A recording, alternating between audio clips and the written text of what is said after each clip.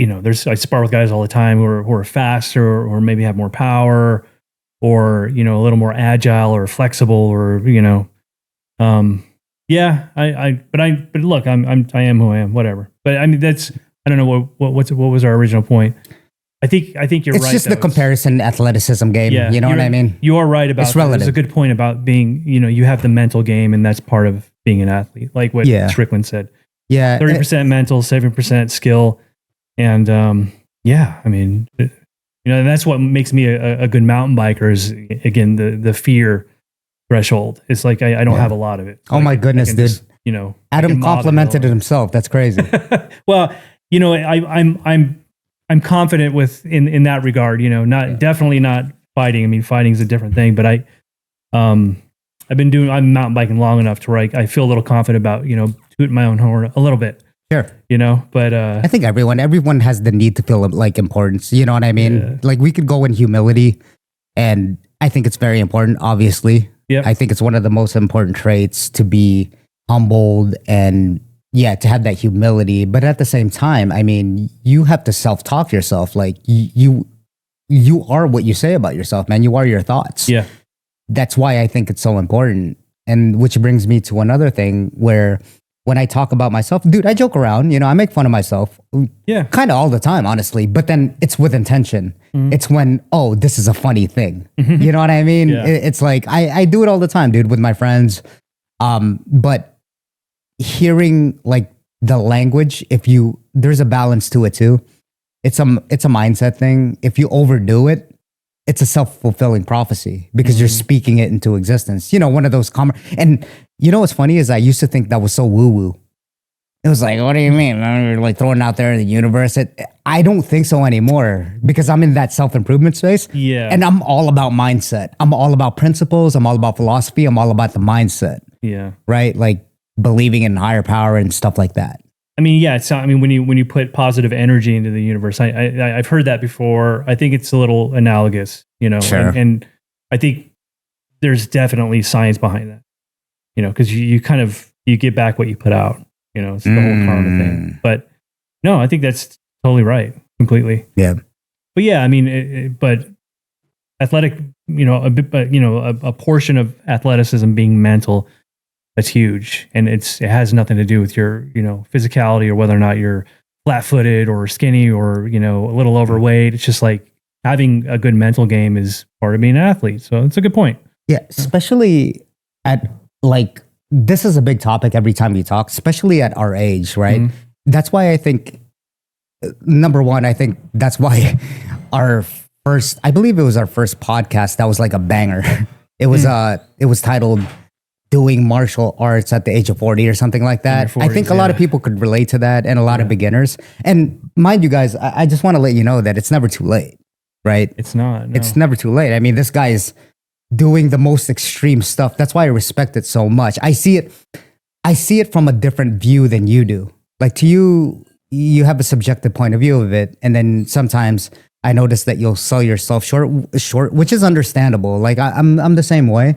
You know what I mean? I don't go gloating around, right? Like someone could always beat the shit out of you, like say in sparring. I completely get that. Yeah. Actually, a lot of people can beat the shit out of me, but yeah, I think that's why it's kind of good to have feedback from other people and people that you trust too. Because again, you don't want to be getting smoke blown up your ass just because a personal trainer wants another session and take your money. Yeah. Right? That's a big one. Yeah. That's a big one. That's Yeah. huge. Mhm. And in fighting, there's consequences. There's no consequences to talking shit, mountain biking or surfing or whatever. But like, man, I'm so good at this and blah, blah, blah. It might be true, but like you never hear anybody gloat about themselves in fighting. Maybe, I mean, obviously on the big stage, sure. And that's where it's awesome. Maybe internally though. You know what I mean? Maybe like, I've never run into pretty good. You know what I mean? I've never run into anybody at the gym who's gloating about themselves. It's very humble. It's a humble environment. I love it. It's definitely that. That's not really what I'm trying to say. Yeah. It's more like, okay, look, you have to know your levels, right? Like you have to be self-aware of where you're at. Otherwise, you'd be competing against the most skilled guys. You get the shit beaten out of you. Absolutely. So the self-awareness has to be there. You have to know your skill level. But with the skill level, comes with, okay, I'm at this level. I'm not saying that people are like bragging about it, right? Because again, going back to the point is that someone could always beat you. Right? Totally. Even at the highest level, someone's always out to get you. Someone's always taking your spot. Yeah. And that's something to kind of worry about. Yeah. But I think internally you have to have this mental self-talk. Like kind of like, okay, well, I'm pretty good. There's some things I could work on. But I'm pretty fucking good. You know what I mean? To talk yourself up a little bit. I think there's also that comparison treadmill too, where, you know, at first you're like, oh man, I'm not good, and there's everyone's better than me, and then you do actually progress over the years, and then you get to a point where like you're maybe 3 or 4 years in, and you're like, I'm still not good. You're like, yeah, but you're comparing yourself again to you know, at the next echelon ahead of you. Yeah, right. You compare yourself to where you were like a year ago, and then you're like, oh man, I'm great, you know. But then that's fine, right? That's the way it should be. That's the way it should be. That's how you progress. Yeah, yeah. But that's how I have to think about it to myself, at least. You know, like you know, because I'm always every week in the gym, I'm just like, oh man, you know, maybe this just isn't for me. Maybe I'm just not. Maybe I just don't have what it takes. You still feel that way? Yeah. Wow, dude. interesting. Yeah.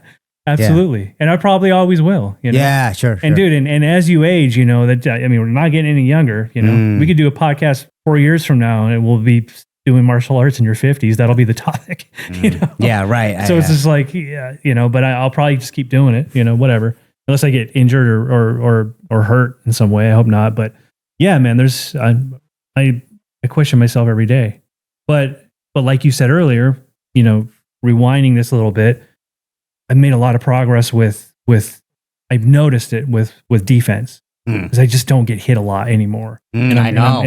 I'm doing it, you know, and I'm like, wow, that feels really good.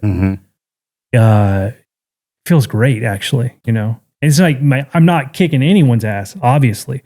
My form is still jacked up, and I know I'm doing things wrong. But at least I'm not getting hit, and that's great. That's something to, you know, make note of. Well, I think, correct me if I'm wrong, but I think you're acquiring. All right. So not just with martial arts, it's skill building, right? I know that we're thinking at first, right? When I was younger, it's like, oh, cool. Look at Mike Tyson knocking people out and getting those highlights and being a real man. You know what I mean? Yeah. But I think as you're further along, whether it's business, which I'm, you know, delving into, and martial arts, which, you know, I've been doing for quite a while. I think there's this, for me, it's just about building skills at this point. It's not about upping anyone, you know, and don't get me wrong. This was a recent revelation, right? It wasn't like, oh yeah, I learned this a long time ago. Yeah. You know, it's just kind of like quitting alcohol, like 3.5 years ago. That wasn't that long ago, bro. I was like 36. Yeah. You know what I mean? So it's kind of the same thing. You have these revelations and you think you figure it out younger, right? It's like, I should know better. Yeah. And then all of a sudden it's like, okay. But then that's my whole point, is that it's, to me, it's bigger than trying to one up someone. It's just building my own skills. And like what we talked about is comparing yourself to your old self and not anyone else, exactly. Right? It's kind of like what you said, oh, I'm gaining defense now. And then anyone, if you said that to anyone, right, like that doesn't train, or maybe that trains, they're like, whoa, defense? Really? Like, what do you mean? Okay, you're getting good at defense, right? Like say if you're bar talking with your friends. Yeah. Okay, imagine you saying, yeah, dude, I hit this guy really hard in the face, and all of a sudden, just hypothetically. Yeah. And I know you're not like this, okay? I just want to make it clear. But say if you were like, quote unquote, bragging to your friends, if someone was bragging to your friends, and then you said, yeah, I knocked someone out, compared to, yeah, my defense is getting pretty good. My foundation's great. I blocked a punch the other day. Yeah. That's what I mean. I'm holding my ground. I don't want to hear that. I want to hear that. You know what I mean? Like, it's not sexy. It's not sexy. Yeah. But it is though. And to us, I will. I will push back on that. I mean, even if, you know, I'm just saying, anybody who's not a fighter or is not into martial arts, it's super cool. Oh yeah, to be able to you know, deflect strikes coming at you, whether they're kicks or whether they're punches. And it's almost like I always compare it to the Matrix. Like, you know, your mind, you do enough rounds, you do enough sparring, you have enough punches thrown at you, your mind starts to pick up on all the nuances. Whether it's you know, whether you're aware of it or not, it's in there, and your you know, neuroplasticity is working, and your synapses are firing, and then, you know, all the connections are being made, and over time you start to realize, oh boy, you know, I'm just you know, boom, boom, boom, I got a combo just thrown at me, and I deflected every single one of them, and they were fast. Yeah, right. And I didn't really think about it. My body kind of did it for me. That's cool. Yes. That's really cool. And I think it's almost cooler than being able to actually throw punches and hit somebody. I think it's way cooler because you're defending yourself. That's what it is, right? I mean, we call this self-defense at the end of the day, right? You know, do you know how to defend yourself? Defending yourself is defense. It's great. So if someone, you know, I'm just saying, like, I'll never get into a street fight. I'll never fight in public or anything. But if that were happen, you know, if that took place and someone, you know, some guy who didn't know how to fight lobbed a overhand right at me, probably really slowly compared to guys in the gym or compared to a trained fighter, I'd probably see that coming a mile away, you know? But it's like the Matrix. Yeah. I'd be like, oh, here comes literally. Here comes an overhand right. Yeah. Like, you know, move, slip, deflect, block, whatever, and then you can get out of there. You know what I mean? It's just like, you know what's so interesting about that is that, do you think that you could train so much that, like, fight, say if you get in a street fight, right? This is just like a fun thing to kind of bring up. But say if you're like overtrained, because I think of, say, a beginner sparring, right? Yeah.